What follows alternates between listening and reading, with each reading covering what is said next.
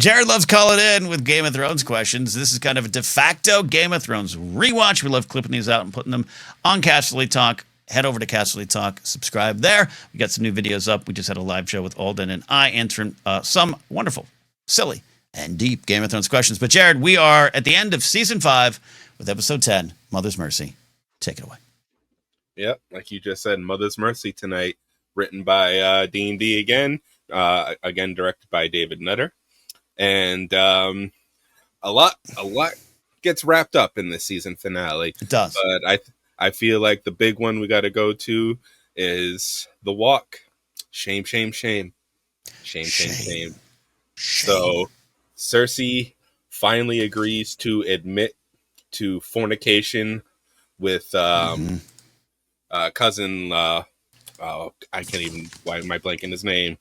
Lancel. Lancel, Yeah, nobody liked you, Lancel. So she agrees to take credit for that. Not for her children, still denies that, but so the High Sparrow lets her walk back to the Red Keep, barefoot, naked, and the only one to catch her at the end is Qyburn. We love our Qyburn. We do, in our weird way. We really do. This is, and another thing that people don't realize, that is a body double also for Lena Headey. Yeah. So, who was pregnant at the time of shooting that scene. I didn't even know that point. Yeah, and I'm not saying that's the sole reason they did that. I'm sure she was also like, yeah, no, I'm good. Bring someone else in. I've done enough nudity in my career. Sorry, I cut you off. Any specific thoughts, questions about that? No, I just think it's a very, like, this is a big turn for Cersei. Like, I feel like prior to this arrest, we'll call it, and shame walk, you know, she still could have been controlled, lack of a better term, like, just talk to, basically. After this, it's no, especially when the fact that Qyburn's the only one there at the end of it. Yeah, it just solidifies how alone she is in her head. Yeah, and our new friend Zombie Mountain, of course, there as well, taking a vow of silence until all of the Queen's enemies are, removed, all of Cersei's enemies. Shame, and of course, now the world knows her very well. Hannah Waddingham playing that role and breaking out from that, and a very talented performer who is just on top of the world right now in a lot of ways. It's so memorable for all I think the right reasons, and it's uncomfortable. And this episode has some really uncomfortable things up top. I just, like I said, rewatched it today. Not everything hits as much as you'll hear me come on here in Casterly Talk and defend Season 8, and I'll yell at you in a bar about Season 8. I love Season 6. I love all the seasons. 5 and 7 have some of the, not even weaker moments, but you could tell there's a lot of pieces on the board.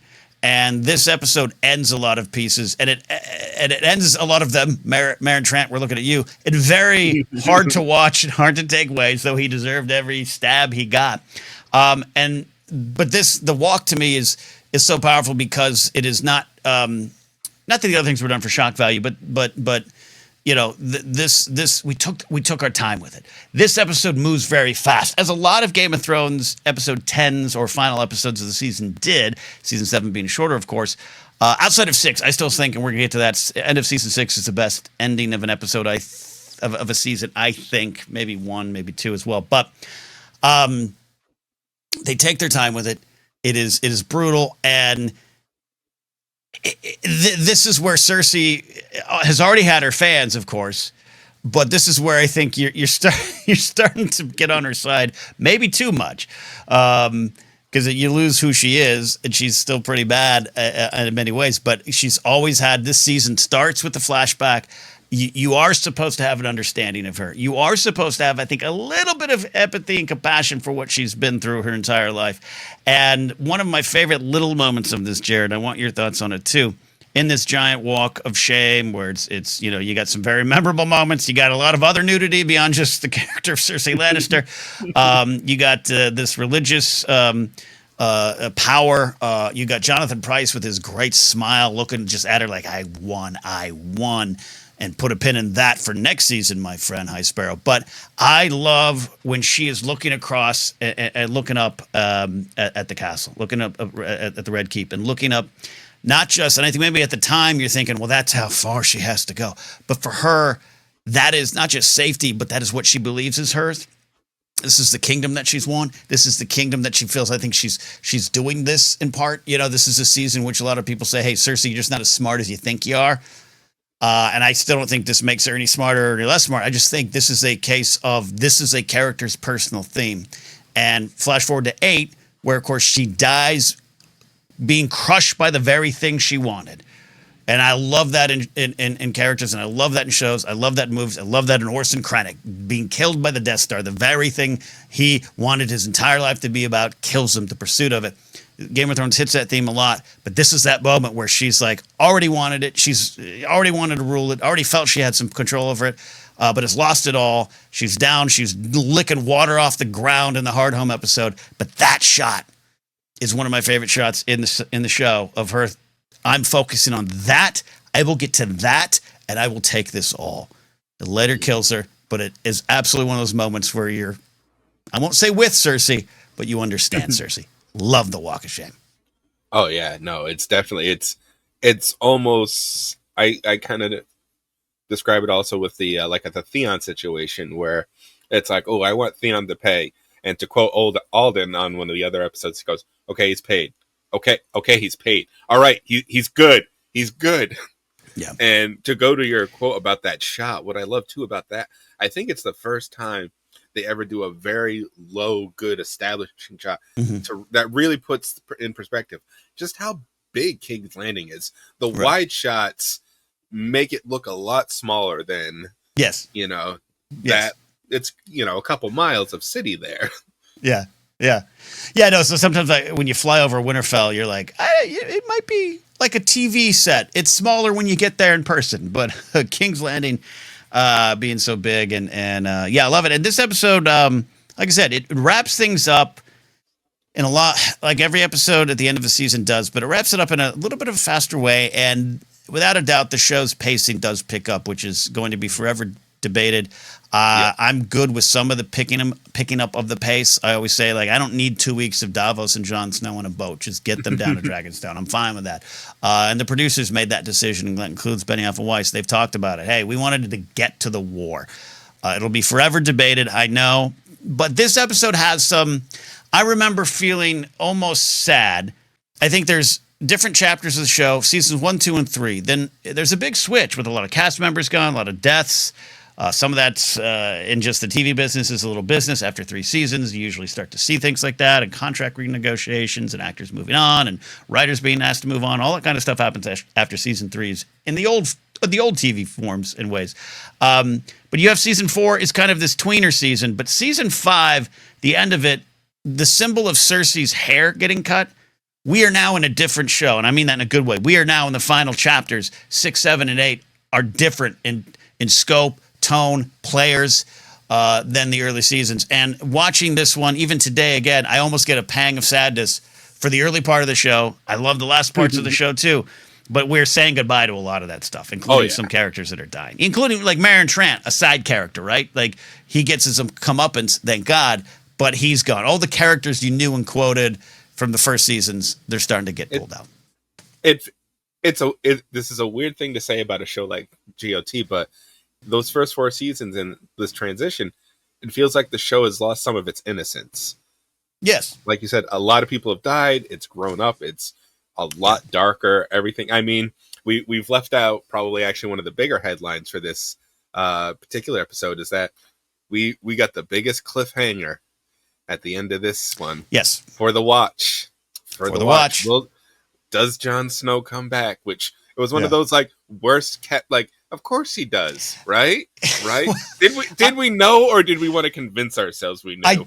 Yes, I'm glad you brought that up here. And there's other things in this episode we can discuss other times. Including, I don't want to keep going to the Stannis but Stannis' death. And I actually like his, go on, do your duty. He's Stannis to the end. He really is. We got Arya and Jagan Hagar and the waif. I love that. I love all that. But the Jon Snow thing, I love it. It's impactful. I think it's well done. But yes, it was. I can't even call it like a well-kept secret. It was just as much as the show killed off characters, big characters. I just don't think that it wasn't the show's fault, but there was no tension in it as a pop culture moment to me. It's like you knew, and then we spent the entire off season, which back then we had off seasons, and as opposed to off decades between seasons. We did the Kit Harington hair watch. We did the Kit Harington. What plane is he on today? And it's like he's coming back, and yes, we didn't know in the books. We still don't know technically, but so it doesn't take away from the moment in terms of the story. But you touched on it there. It was one of those. It wasn't quite Who Shot JR or Who Shot Mr. Burns. Even it was like, yeah, no, he'll be back. We'll just figure out how. I mean, I'm still with Addie a little bit. I was like, because like you said, GOT up to that point still wasn't afraid to axe off anybody. So it's just like, yes. But I was also playing that because my favorite thing in the show was always the magic. So I'm like, there's plenty of ways.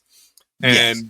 Actually, one of the funny things, after it all came out, the episode aired, blah, blah, blah, Kit Harington was on, I forget which talk show. And he talked about how he got pulled over in the in-betweens of it by a cop.